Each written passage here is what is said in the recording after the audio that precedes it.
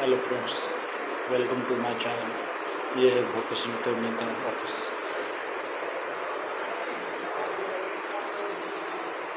Of the vocational training.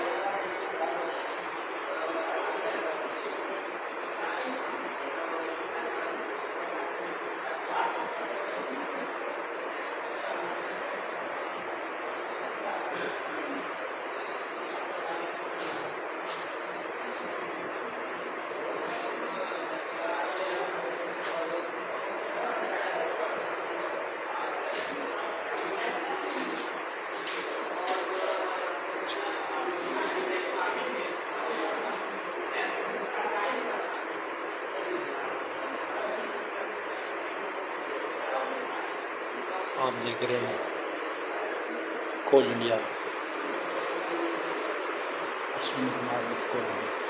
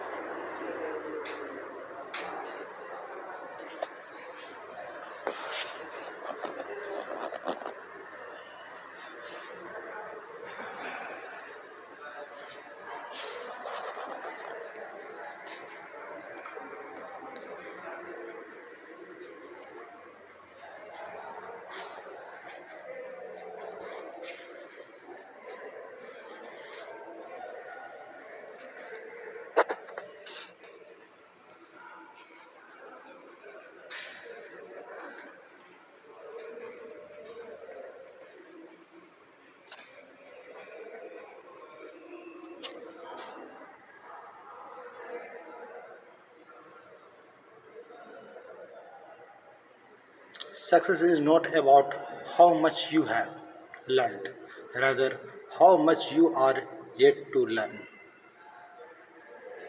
That's good thought.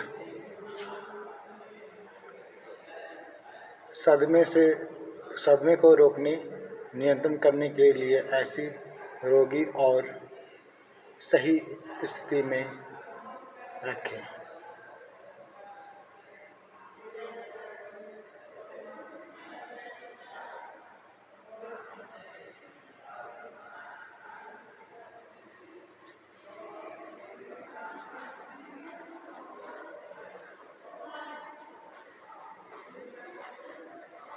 यहाँ पानी पीने का व्यवस्था है दोस्तों, मित्रों, भाइयों एवं बहनों। यहाँ देखिए सूर्य नमस्कार का है ये विधि।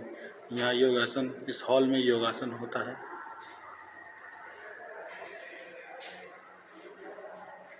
Yoga day, international yoga day 21 जून को था। इसी में सूर्य नमस्कार होता था। ये देखिए ये हॉल है।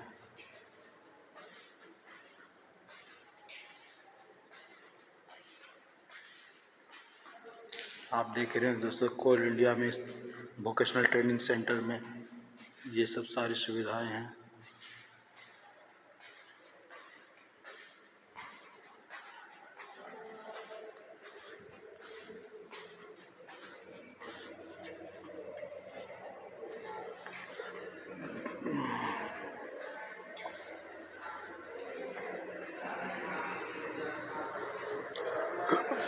Skill, salute and safety are your three syllabus password to dig in the mining industry.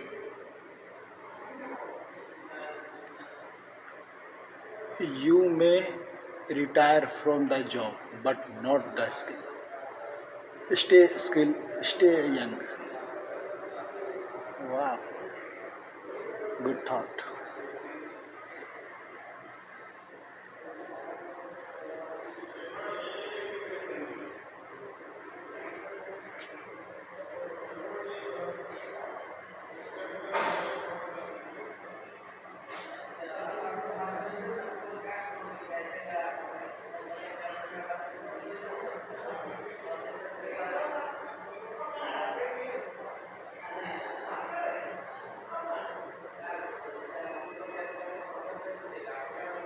ये सब देखिए गुड थॉट्स हैं।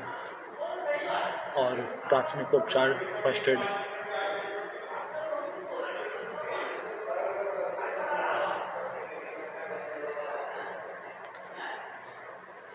जब कोई इंसिडेंट होता है तो फर्स्ट एड कैसे दिया जाता है, उसके बारे में लिखा हुआ है। प्राथमिक उपचार पुस्तिका।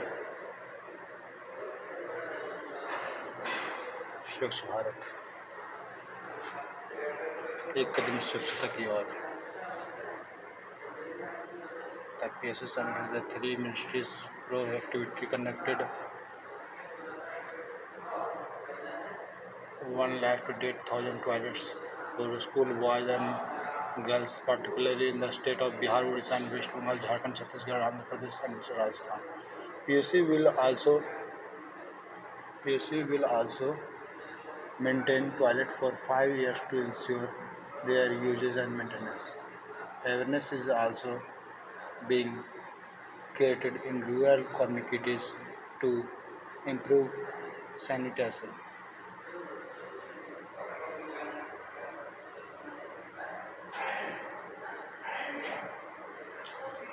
देखिए दाह के बारे में लिखा हुआ। और शॉक लगता है, जब बिजली का झटका लगता है उस समय क्या करना चाहिए, कैसे ट्रीट करना चाहिए, कैसे फर्स्ट एड देना चाहिए, उसके बारे में लिखा हुआ है। और जब ठंड लगता है, मतलब जल जाता है, कोई आग से जल जाता है तो उसमें क्या करना चाहिए, ये आप देख रहे हैं दाह के बारे में लिखा हुआ है।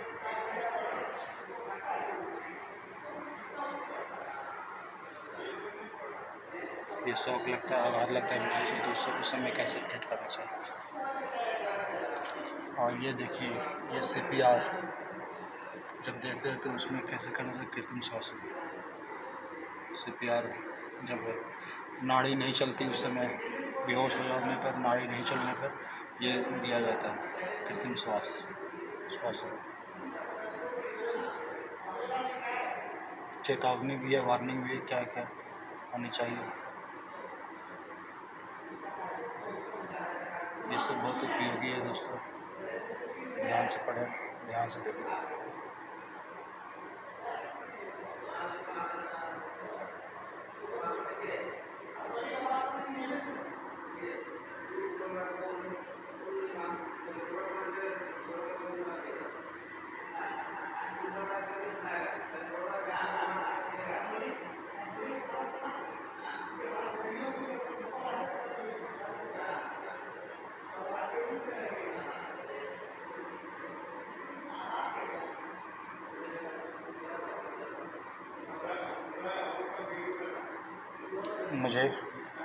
मुझे पूरा विश्वास है कि ये जानकारी आपके लिए बहुत महत्वपूर्ण होगी और बहुत लाभकारी साबित होगी।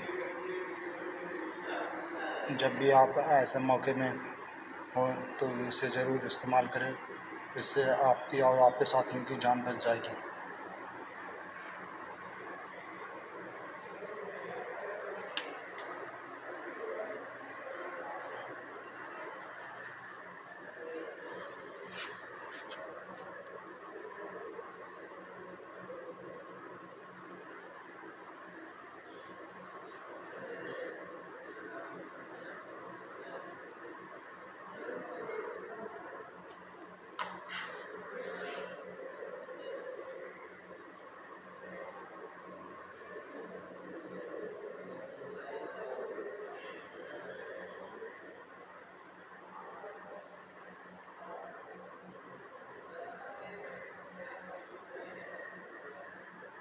CPR कैसे दिया जाता है, इसका है। श्वसन मार्ग खोलने का तरीका है। प्राथमिक उपचार के कर्तव्य हैं।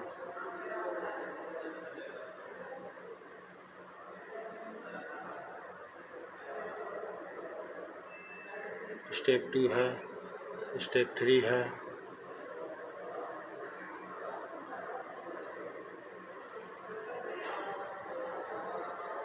मुंह में श्वास देने का तरीका है।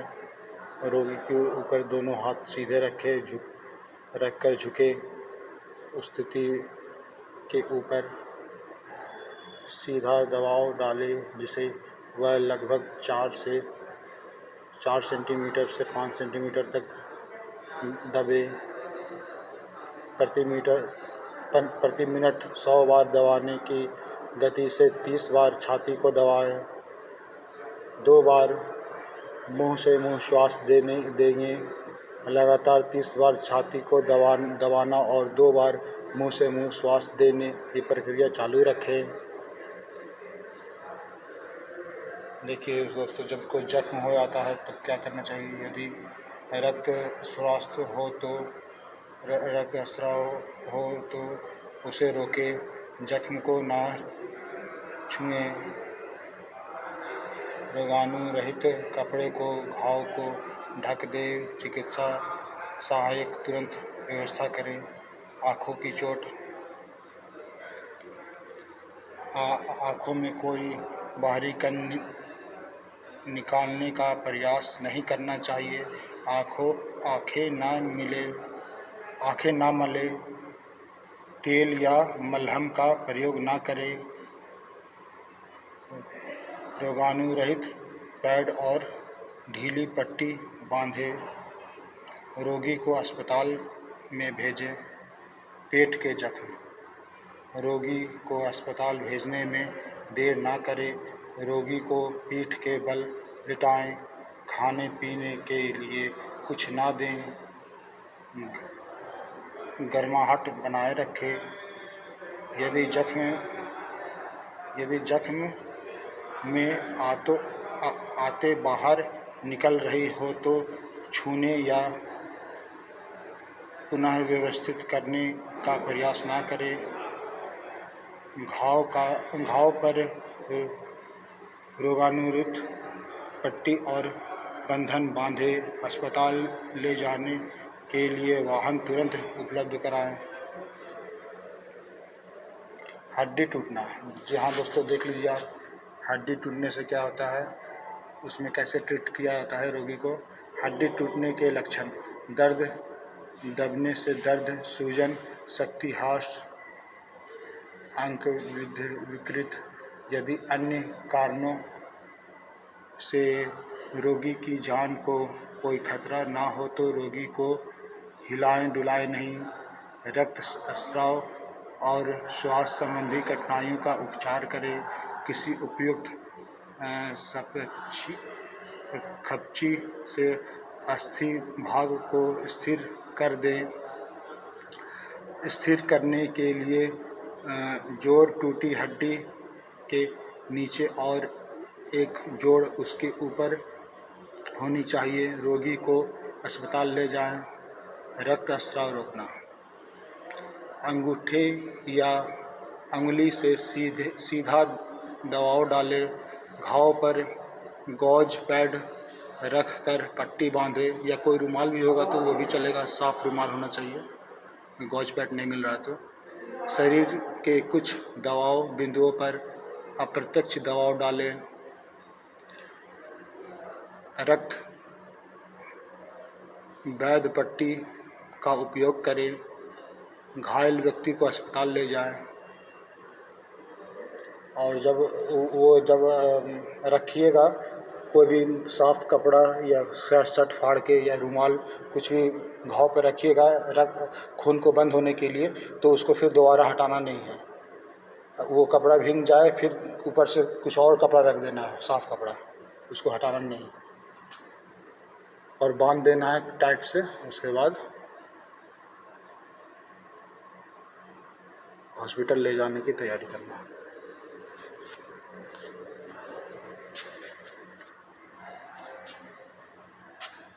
संभव की सीमा जानने का केवल एक ही तरीका है, असंभव से भी आगे निकल जाना। स्वामी विवेकानंद।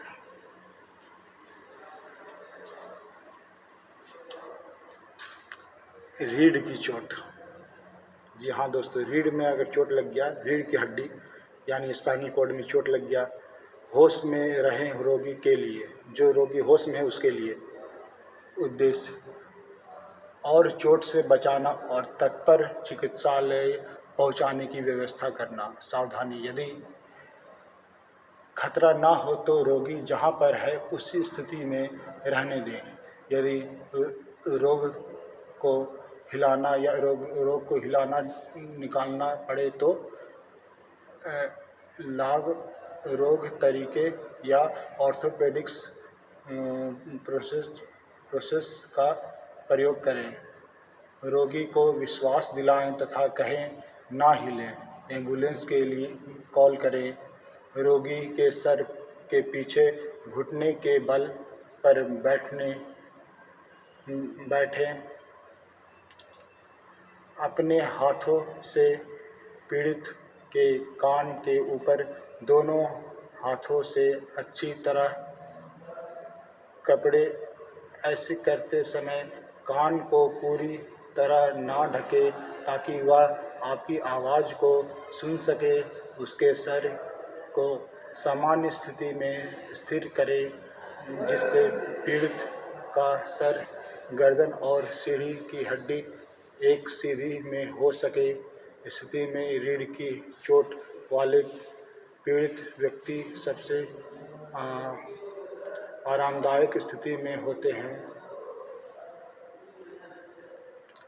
पीड़ित के सर को उस सामान्य स्थिति में तब तक पकड़े रहें जब तक कि आपातकालीन चिकित्सालय सेवा उपलब्ध ना हो जाए। उसके लिए कितना भी समय लगे, ज़रूरत पड़ने पर पीड़ित का नाड़ी श्वसन प्रक्रिया स्थान तथा रिकॉर्ड करने में मदद करें। चेतावनी: यदि आपको गर्दन की चोट के लिए शंका है तो एक सहायक की आवश्यकता है से कंबल, टॉवेल या उसी प्रकार के कपड़े का सर, गर्दन दोनों के तरफ से कंधे की समान लगा दें। पीड़ित के सर और गर्दन को तब तक सहारा दें जब तक चिकित्सालय सहायक न मिले। धन्यवाद दोस्तों। मुझे उम्मीद है कि आपको ये सब बहुत महत्वपूर्ण लगी होगी और आप इसका इस्तेमाल कर सकते हैं।